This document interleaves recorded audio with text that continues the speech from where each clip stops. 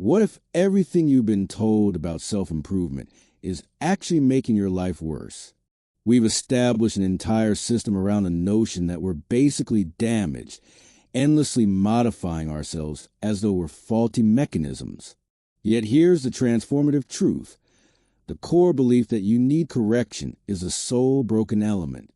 Think of an ocean wave abruptly gaining awareness and panicking, because it's not rigid like rock, because it perpetually alters structure. The wave would try correcting itself to become steadier. How illogical would that appear? Yet this is precisely what we humans do daily. The wave is already exactly as it should be. Yet we've sold ourselves the idea that we're imperfect undertakings needing continuous rebuilding. We've been sold a backward story.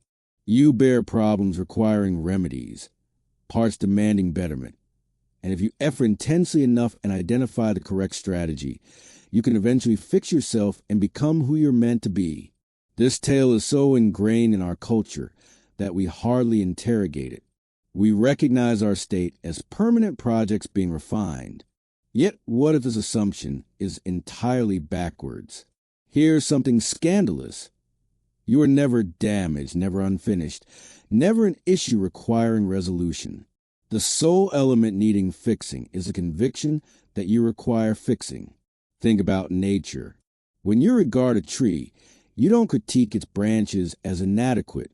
The tree is perfect precisely as it stands. It expands and adapts to its conditions, but doesn't organize summits about personal growth.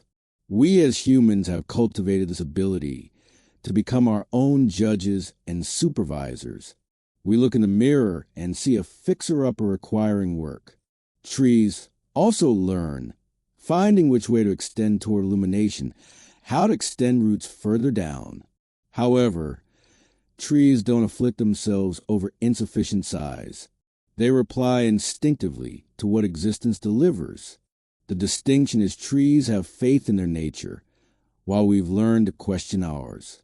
We've been trained to think our instincts are questionable, our responses likely erroneous. Therefore, we form an inner supervisor scrutinizing everything we perform. Am I achieving enough? Am I advancing at the correct pace? It's depleting, like having a micromanager in your head, ceaselessly considering you deficient. Yet this monitor isn't your essence. Its internalized critiques absorb standards from parents, mentors, and society. You've assimilated a counsel, causing you to feel permanently lacking. However, who recognizes this committee? Who witnesses these evaluations? Something in you watches this drama without being caught up. That essence is what you truly are. You're not the concepts about who you are. You are the consciousness in which all this manifests like weather systems moving through sky. The sky is never impaired by atmospheric phenomena. Weather systems arrive and leave, yet the sky stays expansive. Similarly, concepts of deficiency come and pass, but your core remains unaltered. You can shift and flourish without the belief that you're essentially broken. See small children acquiring walking skills. They drop repeatedly. Do they form narratives about being damaged? Certainly not. They get up and try again because walking looks fun. Learning happens naturally, playfully, without self-judgment. Two ways of changing are available. One presumes you're damaged, like a technician repairing a defective motor. The other perceives you're already entire, like a gardener trusting innate flourishing. The repairman labors while the gardener partners with existence. Most development approaches are mechanical. We handle ourselves like computers requiring improved coding. However, what if you're more like a garden having built-in intelligence? When you trust this intelligence, you cease battling yourself. Instead of forcing yourself into molds, you permit your essence to manifest. When you discontinue warring with yourself, you liberate colossal energy for experiencing life. Reflect on how much energy you use assessing yourself. Imagine if that energy were available for being present. The individual who realizes they're intact routes energy toward expression and uncovering. Here's something eye-opening. When you cease attempting to repair yourself, matters you assume needed correction often handle themselves. When you cease stirring up self-evaluation, your clarity crystallizes. A lot of what we think is defective arises from efforts to mend what was never defective. You might think you have an anxiety problem and employ techniques to solve it, but this striving manufactures increased anxiety. What if feeling anxious occasionally is perfectly normal? When you cease treating anxiety as an issue, it frequently vanishes organically. We've been conditioned to believe we should feel certain ways: pleased, secure, serene. However, feelings are the weather systems of awareness, sometimes tempestuous, sometimes peaceful. This isn't a problem. This same concept applies to character features we see as defects. Maybe you're introverted in a culture celebrating extroversion. Instead of repairing these characteristics, understand them as your singular contribution. Oaks don't try transforming into pines. Rivers don't apologize for not being mountains.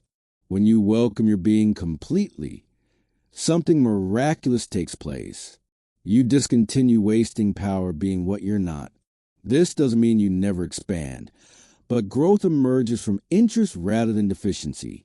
You develop because evolution is enjoyable. Children don't strive at imagining. They simply fantasize naturally and effortlessly. We've been taught to doubt innate wisdom. We've converted our inner world into a company with assessments. However, your true nature remains, waiting for you to recall you were never damaged to begin with. Here's an irony. The more you try to improve yourself, the more you reinforce needing improvement. Yet, when you realize you were never damaged, growth occurs organically, easily. When you trust your nature, growth takes place like blooms emerging wonderfully in their proper season. This isn't passivity, but trust in the knowledge that makes your heart beat. So here's an experiment. Execute a trial. For a single day, cease trying to improve yourself. Consider that day as an offering to receive. Encounter feelings without altering them.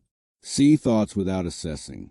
Treat yourself like a trusted friend with warmth, forbearance, and humor.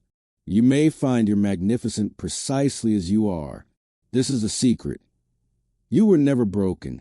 You're already intact, already full, already sufficient. You're not separate from life. You are life showing itself as human. And existence is jubilation. We're all ripples on the same ocean, each individual, each complete, each transient. When you comprehend this as lived truth, you can at last ease into being yourself. Your real self is more beautiful than your conceived ideal. You don't require transforming into something more like existence, because you are existence pretending to be you.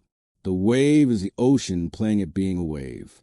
If this message touched something within you, I cordially invite you to subscribe to the channel. Follow for more material that interrogates conventional wisdom about self-growth and personal development.